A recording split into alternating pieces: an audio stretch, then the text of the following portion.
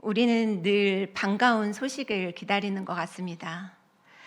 가을이 왔다는 소식을 기다리고 또 자녀가 내려온다는 소식을 기다립니다. 퇴근하는 아빠가 맛있는 통닭을 사온다는 소식을 기다리고 또 취업이 되었다는 소식을 기다립니다. 전쟁이 끝났다는 소식, 또 주식이 올랐다는 소식을 기다립니다. 상상만 해도 참 기쁜 일이죠. 그런데 이런 기다리던 소식이 아니라 계속되는 전쟁의 소식, 멸망의 소식이 들린다면 어떻겠습니까? 이사야서 13장에서부터 23장까지 무려 10장에는 10개국의 이방 나라에 대한 하나님의 심판 메시지가 나오고 있습니다. 그중 바벨론, 아수르, 모압 등의 나라들을 향하여서 너희들이 멸망할 것이다 이야기하고 있습니다. 그리고 오늘 본문 바로 앞인 19장에서부터 20장까지는 애굽에 대해서 말씀하고 계십니다. 애굽이 어떤 나라입니까? 고대 문명의 발상지요. 세계 최강국이죠. 부유한 나라입니다. 이런 말이 있다고 합니다. 애굽에서의 서민은 웬만한 나라의 중산층 그 이상이다라는 것입니다. 나일강으로 인해서 그들에게는 풍부한 먹거리가 넘쳤습니다. 그래서 아브라함도 기근이 들면 어디로 내려가지요? 바로 이 애굽으로 내려갑니다. 또 강력한 군대를 자랑합니다. 이런 애굽이 무너질 일이 있겠습니까? 그런데 그 영원할 것 같던 그 애굽에게 하나님께서는 멸망을 선포하고 계십니다. 정말 역사적으로 애굽은 아수르를 통해 여러 번의 침략을 당하고 그 기세가 완전히 꺾이고 맙니다.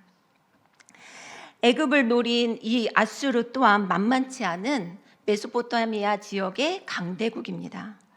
성경은 이 아수르가 피지배국을 정복하면서 그들을 잔인하게 학살하고 억압한 것을 가지고 하나님께서 그 악독으로 말미암아 아수르도 또한 심판한다고 말씀합니다.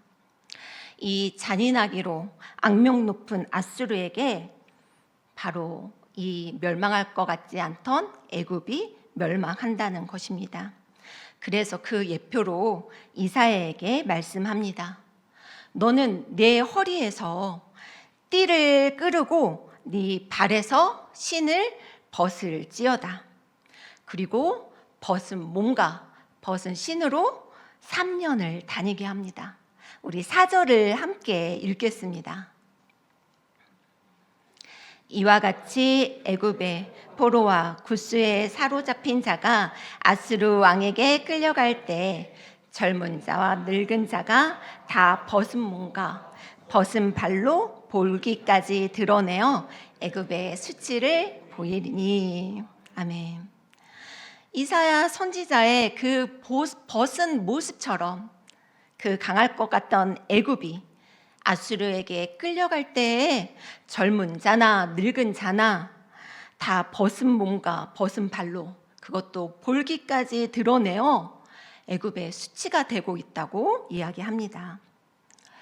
그런데 이 이사야 20장을 잘 들여다보면 겉은 애굽의 멸망, 애굽의 심판을 이야기하는 것 같습니다. 하지만 그 실상은 하나님께서 남유다야, 이스라엘아, 왜 그런 애굽을 의지하느냐?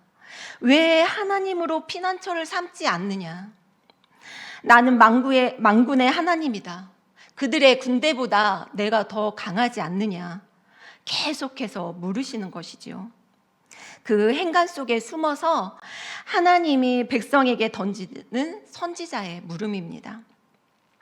하나님은 지금 자신의 백성들이 정작 튼튼한 동아줄인 하나님을 의지하지 않고 썩은 동아줄인 애굽을 잡고 있는 그 모습을 안타까워하고 계신 것입니다. 하나님의 답답한 마음이죠. 학교 운동장에 가면 볼 수 있는 정글짐이라는 놀이기구가 있습니다. 이게 정사각형 구조로 탑을 쌓아서 올린 건데요. 아이들이 그것을 타고 위로 올라갈 수 있도록 합니다. 처음에 작은 아이들은 이 정글짐을 올라갈 때 팔도 짧고 다리도 짧습니다. 그래서 힘겨워하죠. 자신의 체구를 의지할 만한 팔의 힘도 강하지 않습니다. 그래서 아빠가 그 뒤에서 살짝 올려줍니다. 자신의 허벅지를 발판 삼아서 내 발을 딛고 올라갈 수 있도록 또 돕습니다. 그리고 행여나 그 아이가 잡고 있던 손을 놓아 바닥에 떨어질지라도 뒤에 든든하게 버티고 서서 언제나 그 아이를 잡아줄 채비를 하고 있습니다. 지금 하나님은 내가 너의 든든한 하나님이다 라고 말씀하고 계시는 거죠. 아빠가 있어. 올라가 봐. 떨어질까 두려워하지 마. 다른 것을 찾을 필요가 없단다. 그런데 이 질문은 지금 우리에게도 유효한 것 같습니다. 우리나라 정세를 보면 기도가 절로 나오지요. 안으로는 봉합의 수순을 밟아가고 있는 것 같지만 밖으로는 중국과 미국, 이 강대국 사이에서 경제와 안보의 문제를 가지고 저울질합니다. 어제의 적이 오늘의 동지가 되고 또 오늘의 동지가 내일의 적이 되는 이런 세계 속에서 어느 쪽이 우리에게 더 이익을 갖다 줄까? 외줄 타기하듯 아슬아슬한 발걸음을 한 걸음 한 걸음 내딛고 있는 것 같습니다. 우리도 이처럼 강대국 사이에서 불안한데 지금 이스라엘은 이 강력한 애국과 아수르 사이에 끼어 있습니다. 먹고 사는 문제가 아니라 지금 이스라엘에 존폐가 걸려 있는 문제입니다. 아수르는 계속해서 애굽을 노리려고 시시탐탐 기회를 엿보고 있고요. 또 그 애굽과 아수르 사이에 끼어 있는 나라가 바로 블레셋과 남유다입니다. 우리 1절을 함께 읽겠습니다. 아수르의 사르곤 왕이 다르단을 아스돗으로 보내매 그가 와서 아스돗을 쳐서 취하던 해니라. 이 말씀을 하던 해는 바로 이 아수르가 그 아스돗을 취한 해라고 이야기하고 있습니다. 이 아스돗은 블레셋의 5개 도시 중 하나입니다. 남유다로서는 자기 옆에 블레셋도 이제 먹히고 자기만 남아있는 상황이라서 얼마나 두려웠겠습니까? 그야말로 풍전등화인 것이죠. 남유다도 아마 두 나라 사이에서 간을 보며 저울질을 했을 것입니다. 아마 국제 정세의 빠삭한 묘사들을 다 모았을 것입니다. 그리고 그 나라의 이익을 살펴보고 지혜를 모았을 것입니다. 우리가 어느 나라의 편에 서야지? 그리고 그들은 지혜를 모으고 두구두구 애굽 편을 섭니다. 애굽을 의지한 것이지요. 5절을 읽겠습니다. 그들이 바라던 구스에 말미암아 그들이 놀랍고 부끄러워할 것이다. 여기서 그들이 누구입니까? 애굽과 구스를 의지하던 남유다를 이야기합니다. 너희가 그 의지하던 애굽으로 말미암아 너희들이 놀랍게 되고 부끄러워할 것이다 라고 말씀하고 계십니다. 고대부터 철옹성같이 무너질 것 같지 않은 나라가 망한다고? 그 강대국이 애굽이 망한다고? 그것도 수치를 보이며 끌려간다고? 이스라엘은 놀람 그 자체지요. 그리고 부끄러워합니다. 애굽이 우리 편이 되면 문제가 없어. 그래도 대세는 애굽이야. 아수르로부터 우리를 지켜줄 거야. 그렇게 강하게 애굽을 바라고 의지했고 그렇게 믿었는데 그 과신했던 애굽으로 말미암아 오히려 이스라엘이 부끄러움을 당한다는 이야기입니다. 남유다에게 말씀하시죠. 너희들의 아빠, 아버지, 내가 여기 있는데 너희들 언제까지 애굽을 보려고 하니? 그 아버지가 누구입니까? 만군의 여호와시오 천지를 지으신 하나님임에도 불구하고 이스라엘은 애굽을 의지하여 결과적으로 놀랍게 되고 부끄럽게 됩니다. 여러분, 의지한다는 것은 무엇일까요? 의지한다는 것은 어떤 다른 대상에 기대거나 도움을 받는다는 것입니다. 그런데 어떤 다른 대상에 힘이 있어야 그것을 아마 의지하고 기대겠죠. 그래서 사람은 저마다 자신이 힘이 있다고 생각하는 것을 의지합니다. 제가 보니까 나이마다 살짝 조금씩 다른 것 같습니다. 60, 70대에는 건강인 것 같습니다. 건강이 최고야. 건강이 없어서 뭘 못한다고 생각합니다. 건강이 무너지면 나의 삶도 무너진다고 생각합니다.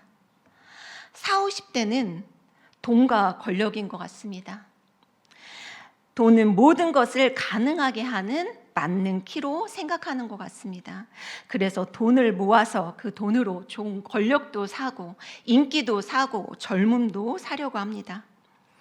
그래서 그 돈을 잡기 위해 수단과 방법을 가리지 않고 있습니다. 20, 30대는 나 자신인 것 같습니다. 나의 행복, 자아 실현이 최고라고 생각합니다. 그래서 요즘 친구들은 돈 벌어서 뭐해? 그냥 짧고 굵게 일하고 나머지 시간은 나의 행복을 찾을 거야. 나 자아 실현을 할 거야. 그래서 어떤 젊은이들은 연애도 결혼도 포기하고 오직 자신의 삶의 행복만을 추구하고 그것을 따라갑니다. 그런데 생각해 보십시오. 건강이 무너졌다고 삶이 무너지는 거 아닙니다. 돈이 없다 그래서 하나님 일을 못하는 거 아닙니다. 내가 조금 불행하다 그래서 하나님을 외면할 것이 아니지요. 하지만 이런 것을 잡고 가장 좋은 곳에 위치하고 있다라는 것입니다. 내 마음 가장 좋은 곳, 삶의 채굴하게 놓아두는 것이 무엇입니까? 바로 우상 아니겠습니까? 그래서 하나님이 그 애타는 마음으로 답답한 심정으로 얘들아 너희가 의지하는 거 헛것이야. 힘이 없어. 이렇게 말씀하고 계시지요.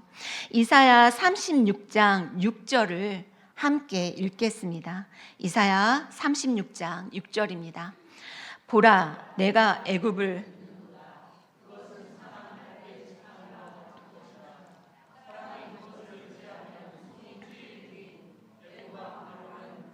믿는 모든 자에게 이와 같으리라. 너희들이 그토록 의지하는 것이 뭐라고요? 상한 갈대 지팡이라고 이야기하고 있습니다. 그것을 의지했더니 오히려 네 손이 찔린다는 것입니다. 갈대 지팡이가 무슨 힘이 있겠습니까? 바람에 흔들릴 뿐이지요. 그것도 그냥 갈대 지팡이가 아니라 상한 갈대 지팡이라는 것입니다. 네가 저울질하고 너의 이성으로 붙잡고 있는 거, 네가 의지하는 거, 건강, 돈, 사람, 지식, 그리고 네 자신, 상한 갈대 지팡이야.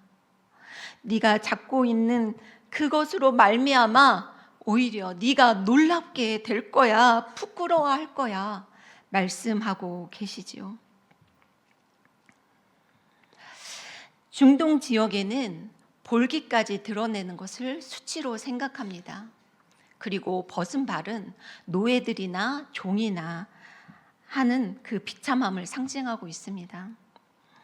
이사야는 오실 메시아에 대해서 가장 많이 예언한 선지자입니다.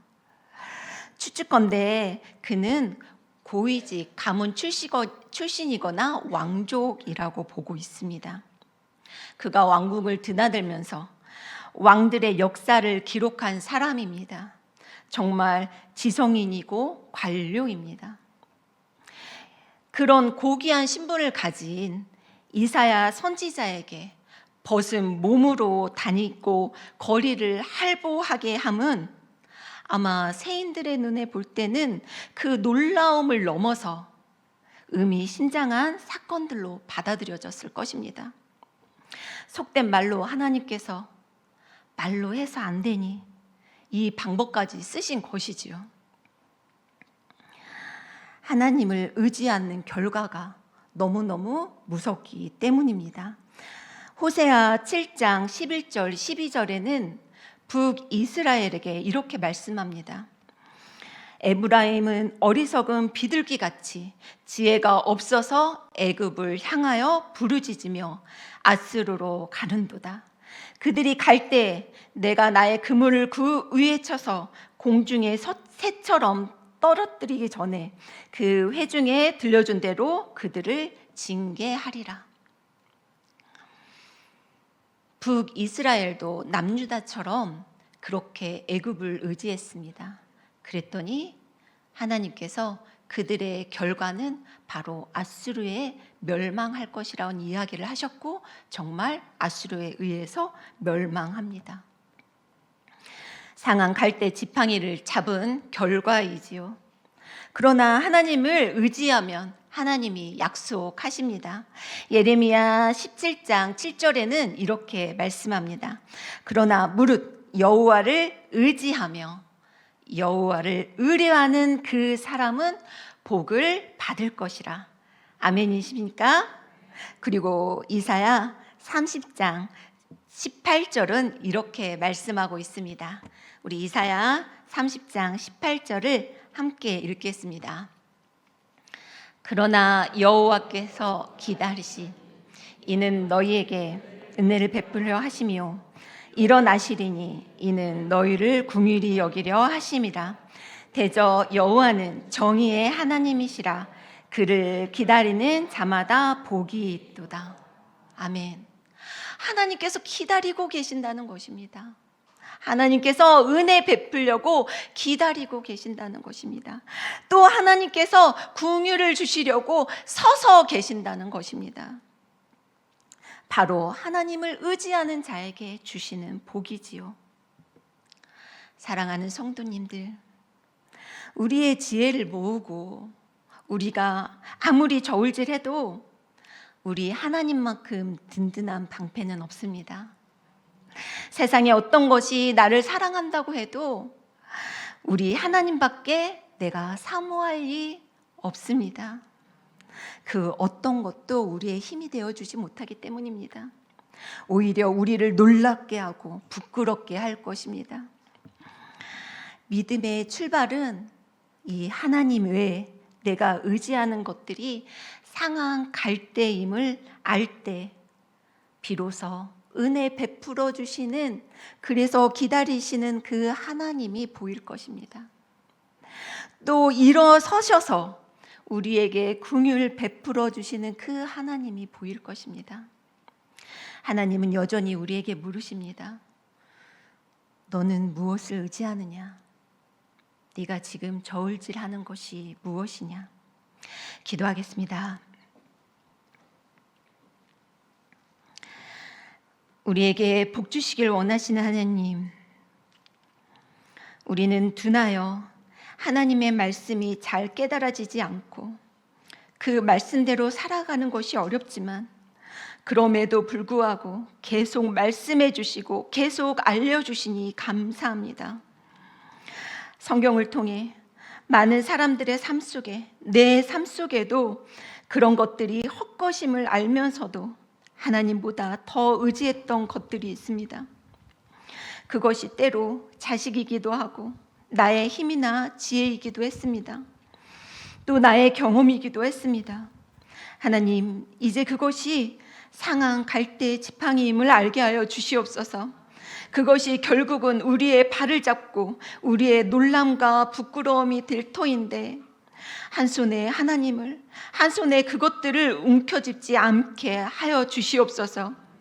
오직 힘이 되시고 방패가 되시는 하나님만 의지하게 하여 주시옵소서. 예수님 이름으로 기도합니다.